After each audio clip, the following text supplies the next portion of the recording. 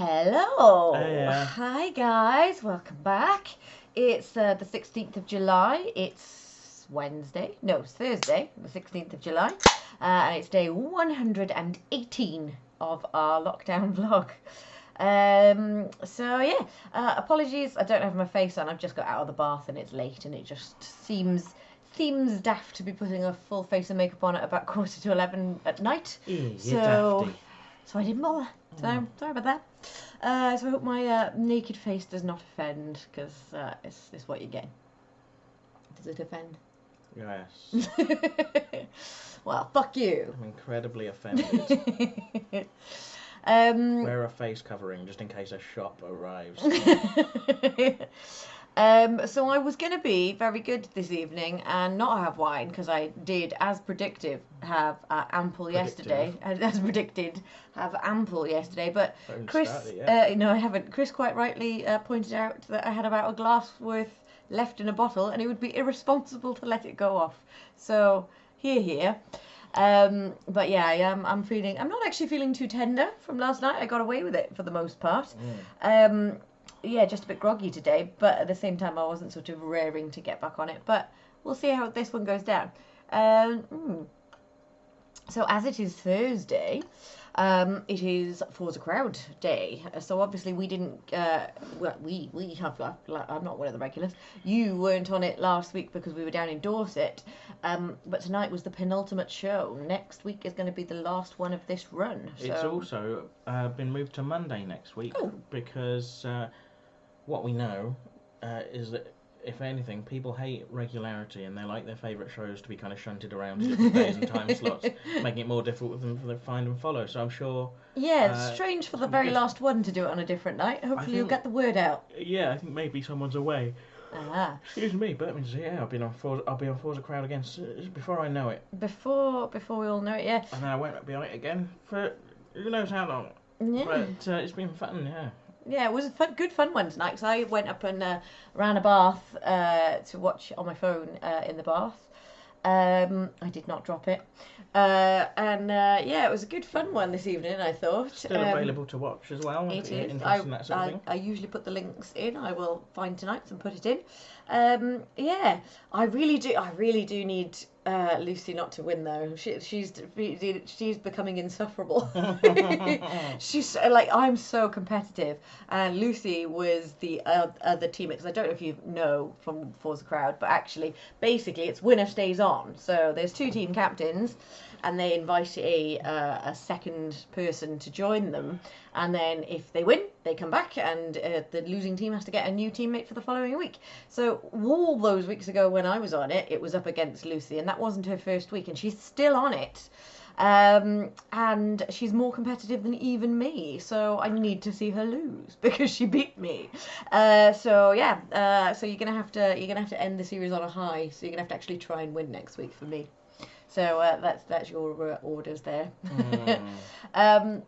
But yeah, it was a good fun one. Managed to recount the tale of the cleaning lady again, and a few other fun ones, and yeah, it was a good fun night. What did you think?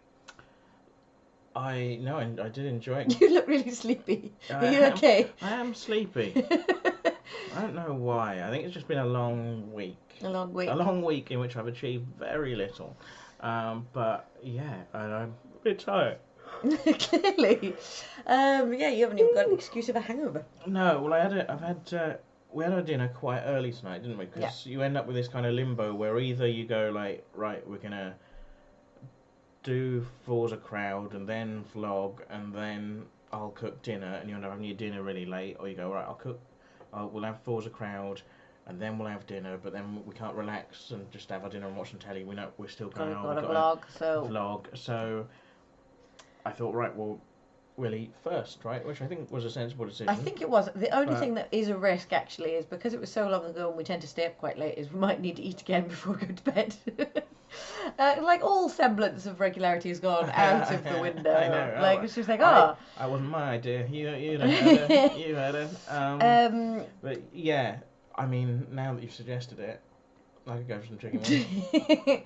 Well, I was thinking just a crumpet or something before bed, but like maybe not a whole extra meal. But if I just have chicken wings, that isn't a whole extra meal. That's just chicken wings, and it is less carby than crumpets. Yeah, but I think probably High protein diet. like southern fried chicken wing type. Yeah, I used to do a comedy character called Bret Michaels, who was a pickup artist, and it was kind of satirising kind of incel-y sort of performatively macho kind of men. And I wish I'd seen that actually, because that was in your first solo Edinburgh show, which was probably one of my favourite titles, not just of your work, but of any. I love it. It was called Premature Emasculation, which I think is brilliant. I love that. And it was a show, you know, a lot about masculinity and things. So I did like the first 15 minutes kind of as this character, and then I would do the rest of the show. That's bold, myself. Doing the first 15 minutes, because people might not realise that's an affectation. Like, this man is awful. Genuinely, some people like walked out in the first 15 minutes, and some people. Joke's on you. And then some people really enjoyed the first 15 minutes. And then left when you turned back to you. Like, you could see they were a bit disappointed, like, oh, when's that guy coming back? He was good. Like, because it was a bit of a, I feel like the two parts, because they both on the same subject and kind of informed each other, they kind of fit together quite well as a show, and it, like, I think, but definitely there were audiences that kind of went for one more than the other, you know. And, I sort of, obviously it's tongue in cheek, then as long as it's obvious it's tongue in cheek, I think I would quite like that character. Well, the whole point was there was a character on ITV at the time called Dapper Laughs. Yes. Who was like a lad, and he was doing like a TV show where he taught guys how to meet women. Right. Which I think got cancelled like midway through its first run because of some controversy. But anyway, the thing I always hated about Dapper Laughs was he was supposed to be this comedy character, but he was kind of played up. He was like quite a good-looking guy, and like he was like played in the show as like quite successful and whatever. He wasn't like the butt of the joke. It wasn't, you know. So he was supposed to be like, oh, I'm a character. But even when you're doing a character, if you just do a character that's a misogynist and gets all the girls, what's the point of that character? What's your message? What are you doing with that? Yeah.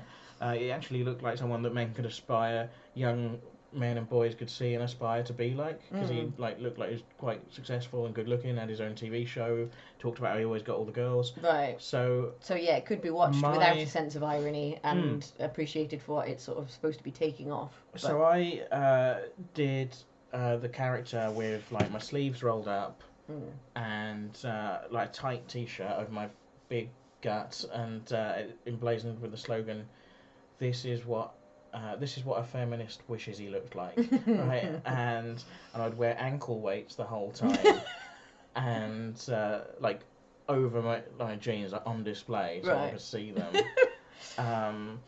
And big aviator shades. And when I first started doing it, I even had like a little ponytail or like a man bun, but that was too hard work. But yeah, and the idea was this would be very deliberately like a ludicrous figure, that no one could see this and think, oh no, he's really cool or aspire to be like him. Like, he's very obviously the idiot and the butt of the joke, you know. So that was what the character was. Why did I bring him up? I can't remember. Why did we get on to... I don't know.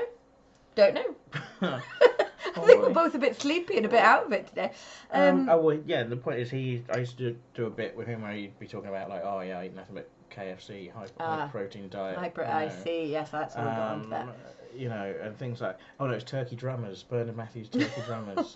You know, like, I used to like, I've still got a Twitter account of him. Oh yeah. That I don't update anymore, but I used to tweet as Bret Michaels. Right.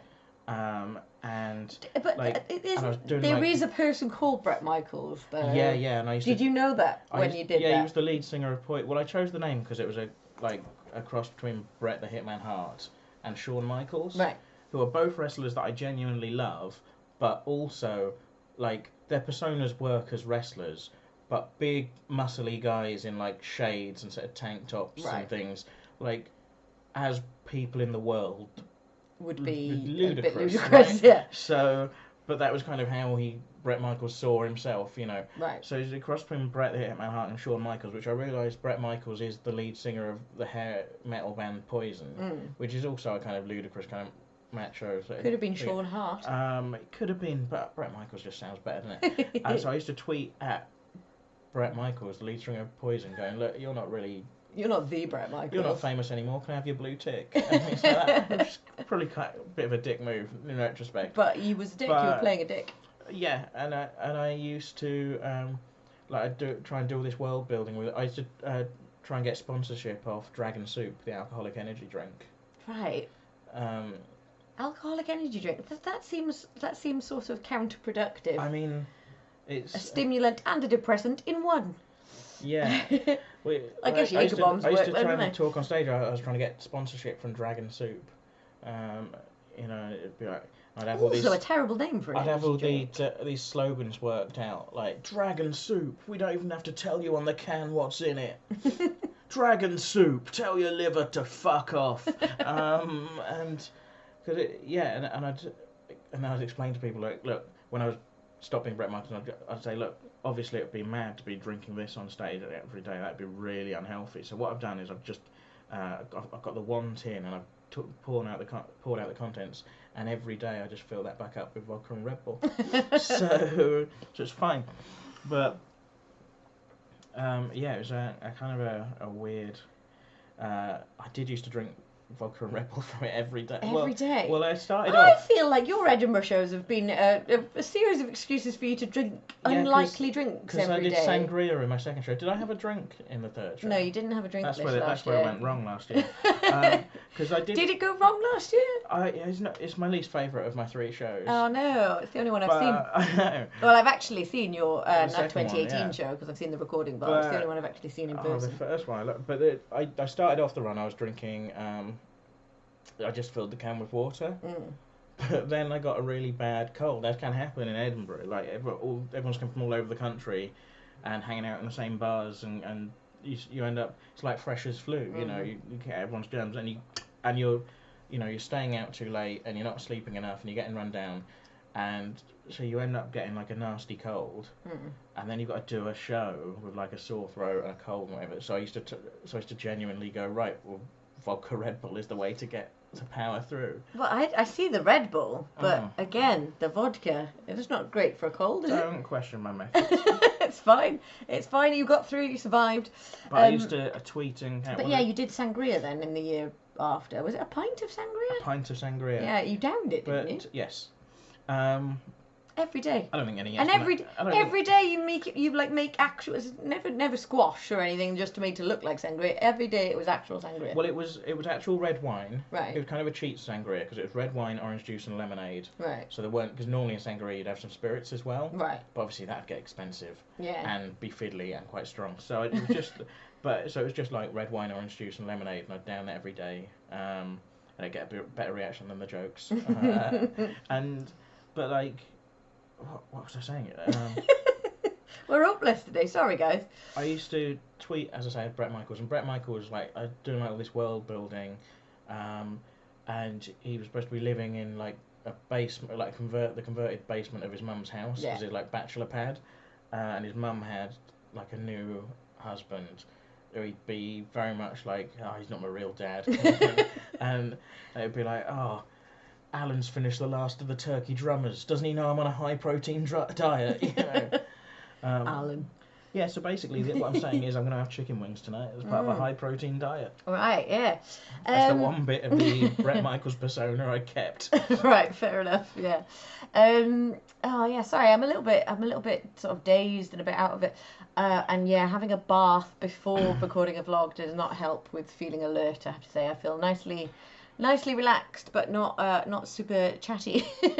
But I do have one bit of news. It's kind of an update on a previous vlog entry, which I think we rightfully sort of said, yeah, sounds about right for 2020, but that was the news that Kanye West had decided to run for president. Well, that was about 4 days ago. Kanye West has dropped out of his bid to run for president now. So that was short-lived, but fun. So yeah, don't know what that was about. Don't know if that was just for publicity or if he actually realised it would be quite a lot of work and he was woefully underprepared. I don't think he'd be a good president. No. But I think he might be better than Trump.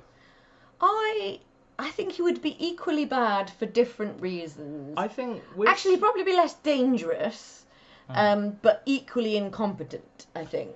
When it comes to politics, like America as a whole is more right wing than us. Yeah. So like the Democrat Party over there, which is their kind of left wing party, is more right wing than Labour. Yeah. Which is our left wing party, and our Labour is more right wing than most European parties, left wing parties. So America as a whole, as a society, is just more right wing, you know, than us. And the thing about running for president is you have to make your views on a lot of subjects known. Yeah. Because you have to answer questions about your views and things. And like something that came out in the last few days was that Kanye West is anti-abortion. Yes. And I didn't know that about Kanye West. And I feel like if he'd just been a guy making hip hop albums, I might have got away with never knowing that about Kanye West. Yes. And because I quite like some of the music of Kanye West, although I've long since stopped keeping track. I don't think I could name anything by Kanye Well, West. he did 4 or 5 Seconds, which was the one that was co-written with Paul McCartney. This is a blank look. That's the one I played it in Dorset, do you remember? Ah, yeah, and I remember you played it. There's a line that I really like about all of my kindness is taken for weakness. Yes, that is a good line. Yeah, I wouldn't have been able to name. Oh, I literally can't name any Kanye West songs. What like big famous songs has he done? Jesus Walks. Nope. Through the Wire. Nope. That was an early one. I really loved it. It was really good because he was in an accident and he had to have his jaw wired together. You really loved it because he was in an accident. No, he was in an accident and he had his jaw wired together, and so he literally had to rap through his through his wired together jaw. Okay. Like you can't really hear it on the record, but also just it's a really great sounding record. I really liked it of his first album. The one you will know, you'll definitely know this one. And I'm aware as well, like other than 4 or 5 Seconds, all the ones I'm naming are from like about 15 years ago. Right, probably, okay. when I was actually like, so I've not been keeping up to date with my Kanye West knowledge, but the one that you will definitely know is Gold Digger. Oh yes, I do know that one. Yeah. But there we are. Okay, yes, I'm not a big Kanye fan, and I sort of think, I kind of think it's a bit shitty that you kind of have to just make a firm stance. You're either anti or pro, and you have to come out with all of your list of like where you stand on things. But yeah, I essentially I'm quite obviously, I think you might guess, pro-choice when it comes to that sort of thing. But I think maybe billionaire men don't really get to make decisions on whether non-billionaire women can have abortions or not. If you ain't the one raising the babies, if you ain't the one making the babies, shut the fuck up and get the fuck out, basically. Because actually, like, if in a relationship, like a couple get pregnant, that man, you know, women's bodies are their own, and I'm all for their right to choose, but if that man becomes a father, that child will have an impact on that man's life. Yes, absolutely. Which is not to say that they should be able to tell the women what to do, but it is just a factor in their lives. Yes. That they will be affected by the woman's choice. Yes. But if you're a billionaire, yeah, and you don't want your partner to have a child, or you don't want to have to deal with raising a child, yeah, that's fine. You can just ship it off to private school. You can hire nannies. Just get several nannies. That's what billionaires can do. You know, it's not. Yeah, it's Kanye basically. A billionaire? I would have thought probably pushing it with all the Kardashian money. Even if he's not a billionaire, like he's got enough millions that he can. He can afford. He can live the life of a god. You can afford to be anti-abortion when you've got millions of pounds. He's not struggling, and dollars, is he? Yeah. But like he can. But like, what I'm saying is he shouldn't be anti-abortion because like even if he doesn't want to have to deal with raising a child, he can just like farm it off to someone else to do. I realise that isn't why a lot of people are anti-abortion. A lot of them is because of a pretend man in the sky. Yeah, yeah. Ultimately, like it's as far as I'm concerned,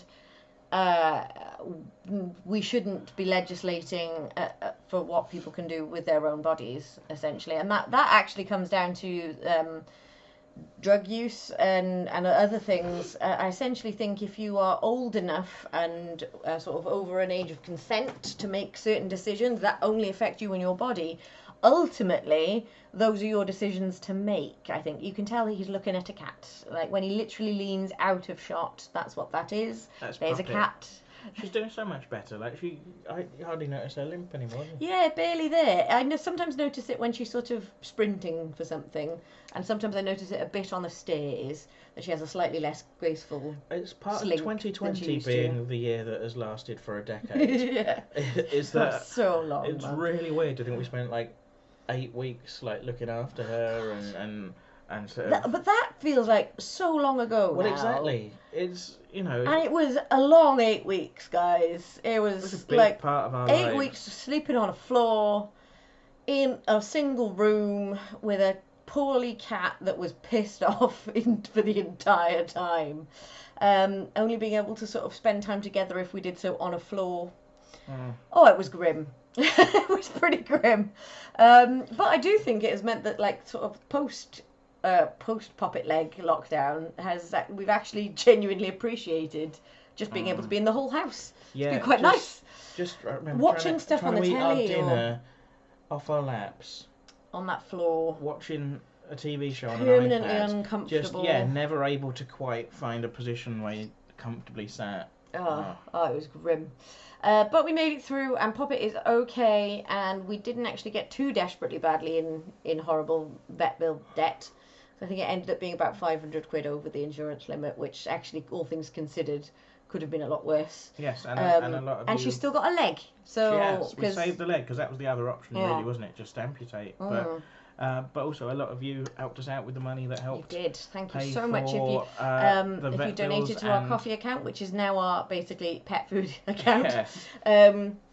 Yeah, it was amazing, and actually, yeah, quite a big chunk of that 500. I think it was about 580 quid over the 4,000 in the end, and I think about almost 300 of that was covered by our coffee account at the time. So thank you very much, guys. If you've ever donated to that.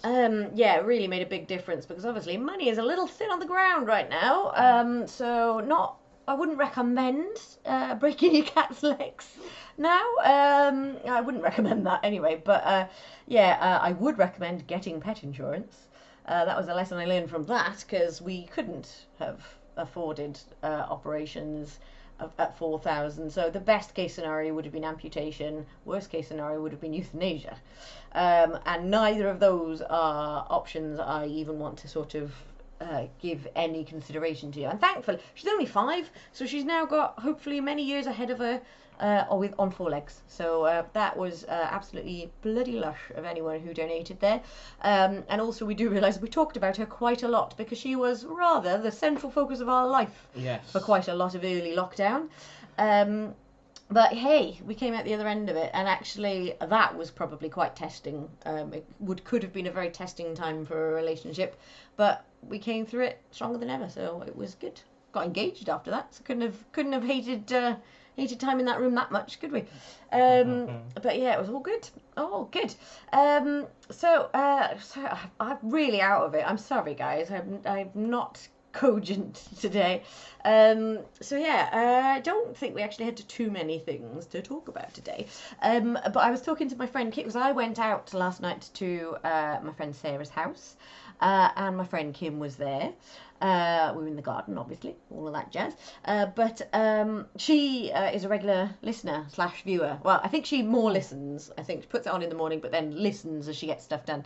But she said specifically, if we ever do short ones, she gets annoyed. She's like, no, you've only done 20 minutes, keep waffling on.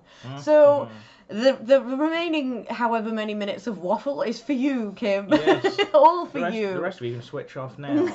Like and subscribe and then go away. And then we're just going to do one to Kim. So Kim, how have you been? Do get in touch in the comments. Let us know. Well, speaking of getting in touch in the comments, though, we really do need to come up with some sort of plan for how we evolve this lockdown vlog.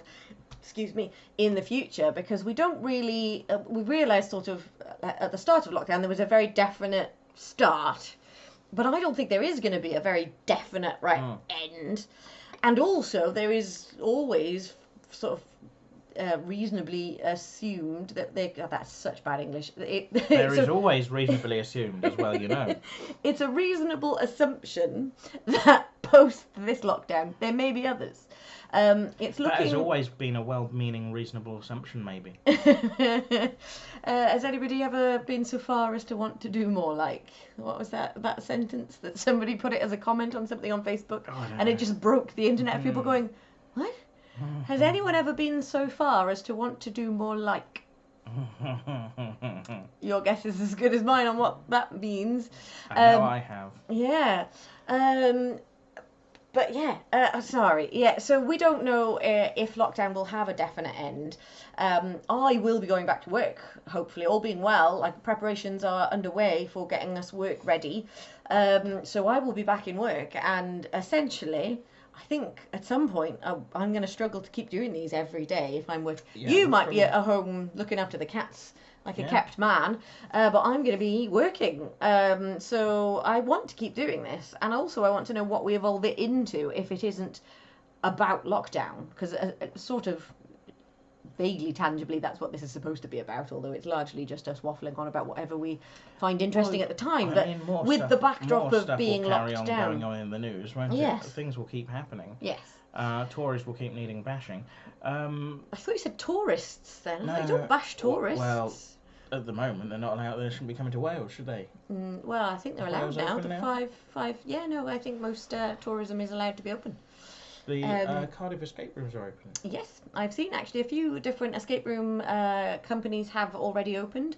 We are a little bit behind others for various reasons. One, wanting to be ready, but also sort of we were initially thinking we were slightly tied into what other businesses in the area were open, so we needed to wait till there were one or two others that had actually come back. But yes, so very loosely assuming we're going to go for roughly the same aim as the day that pubs are allowed to have people indoors, we'll sort of tie ourselves in with that, but we're not going to open until we're absolutely ready. But I think actually having something to work towards is quite good. It's quite positive for my mental health, actually, having a focus. There's a lot of stuff to be done to get ready. Like, even just this afternoon I was sort of writing up our COVID safety risk assessment and writing, like, amending the loads of admin. Like, you just think, oh, it's just a matter of, like, put in your COVID rules, but actually I've then got to go into the booking software and amend the booking confirmation email to have the link to the COVID guidelines, and have like extra tick boxes on booking to confirm that you've read them, and also I've got to take contact info for people for contact tracing purposes. So all of that stuff I've been sort of doing admin, which is all quite time consuming and admittedly quite dull. But there's lots of stuff, and that's before we've actually done any of the like actual work on site to make the place COVID safe. So one of the things that I've got to do, unfortunately, one of our rooms, I love the set for, it's a game called Host, and it's sort of set on a distant planet, and basically on a like sort of space base, and you sort of go into a quarantine lab.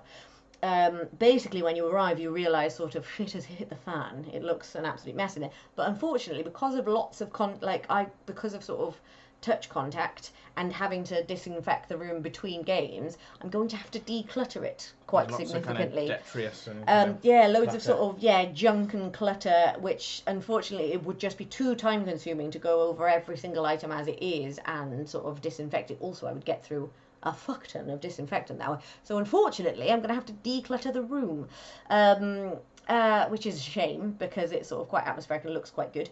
And with our other room there's a lot of paperwork, and I don't really want to have absorbent material in there, so I'm going to laminate it all, because I can then at least wipe it down with wipes in between games. So there's just lots of little things to think about and have sort of procedures in place for and rules in place for, that all of the staff have to be on the same page and all know the same rules and all be following them the same way, and also in order to sort of get there's a sort of a Visit Britain are doing a scheme where basically you have to sort of apply to prove that you have done all things reasonable to make yourself COVID safe before they will allow you to have a good to go sort of certification. So we've got to sort of do quite a few things in order to get that, which is essentially to give people reassurance that we have thought about it all and we've taken all reasonable precautions. So yeah, loads of admin, which isn't fun, but I am sort of tentatively excited actually to be reopened. I'm a bit nervous, but also quite excited to sort of see how business is, see if we sort of, it'll be nice to know that we can potentially make some money. That would be good. Because yeah, the old funds are pretty depleted now, and also buying lots and lots of things to make the place COVID safe is not a cheap hobby. So I hope some people come, because otherwise I've spent hundreds of pounds on PPE and disinfectant, and then I'll have a really clean but really empty business. Do come in, it's really good. I tell you what, since Kim is the only one watching now, well, that's what I mentioned. Her boyfriend Joe, his kind of reviews and kind of sort of mini articles he was writing on it on his Facebook about comics and graphic novels and things, was kind of what kickstarted me getting back into reading the comics that I own. Oh, awesome. And the Marvel graphic novel collection that has become my obsession. You're on what, number 49 or 50 now? I'm on number 50. And you've started reading them from the start, at the start of lockdown. Well, not actually quite at the start, but a few weeks during. But I've gone back and I'm reading like the classics now. Right. So they're in Roman numerals. Right. So they're from before number 1. Right. So how many of those have you read? So you've read 50 and like 1 and a bit. Like the trouble, a lot of the 60s ones are a bit of a slog because they're actually quite dated and old-fashioned.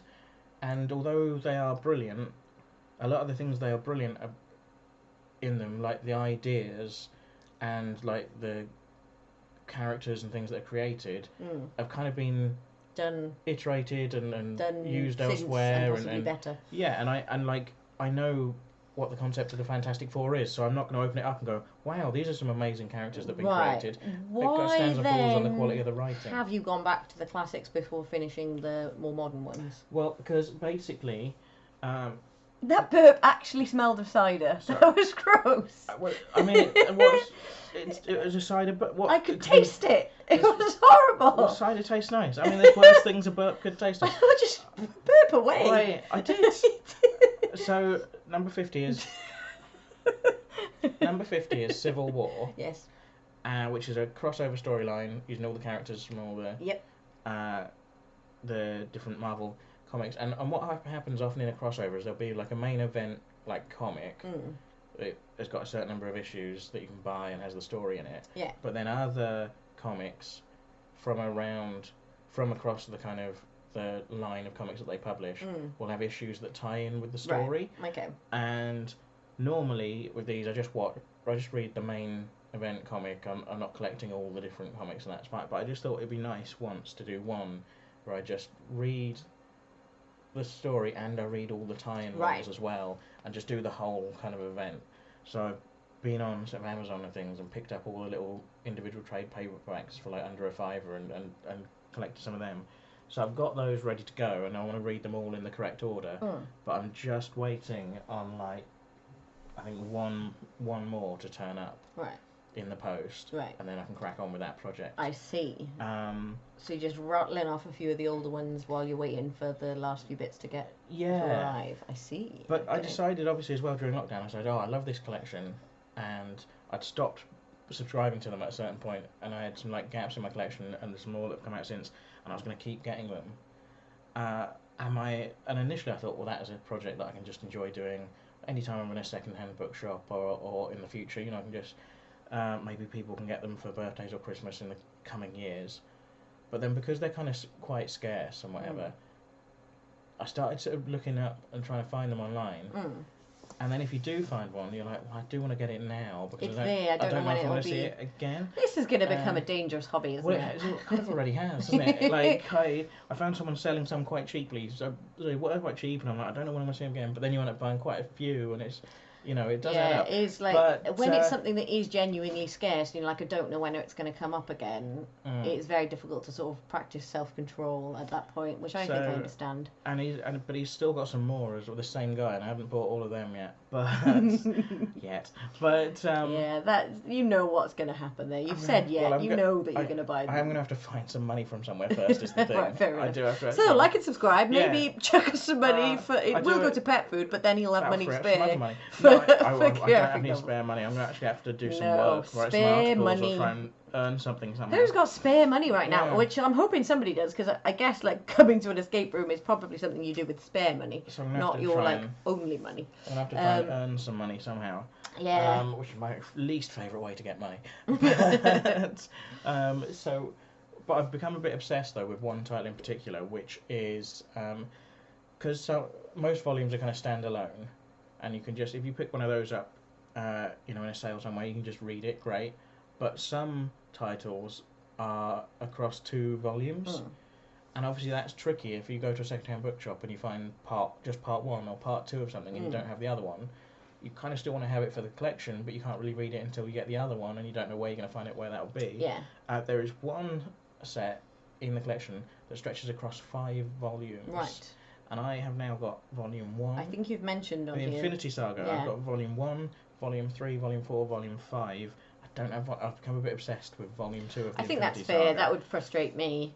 Like I've a bit of an slightly OCD about certain things, and just that being on my shelf and being parts 1, 3, 4, and 5 would really stick in my craw. Until recently, the Forbidden Planet website was down for some reason during lockdown. It's up again now, but so I found a picture of it in there. But until recently, I couldn't even find a picture of this book online to prove to myself that it existed. It definitely exists. Obviously they didn't just do volume really 1, 3, 4, and 5. That'd be really weird, but also because it's quite early, it's not even like I can go, well, I can crack on reading some. I can read 1, 2, and 3, and then 4's the one that's missing, and I'll have to wait. It's like volume 2 is quite so like. So if you've got one, or you know someone who's got one who might be willing to sell it, like, give them a nudge, because he needs number 2. That's the I've got a lot of these now, and I've bought a few more, so they're going to keep me going a while, especially if I actually have to go back to work at some point. But that is the one title that I'm like a bit obsessing over. Of like, I really want that one. There's a few others that I wanted more than some other. Some of them just grab you for whatever reason. You're like, oh, that sounds like it'd be a good one. Yeah. Sorry. And I've managed to pick up some that I wanted. Appeared. But that, Infinity Wars, Infinity Saga Part 2. Right. I think we'll probably call it a day there, because we are literally just waffling just now. Talking to Kim, isn't it? Just talking to Kim. So thanks for joining us. We will see you again tomorrow for day 119. But yeah, do give us a like and subscribe. There's no shame in it. None. There's no shame in it.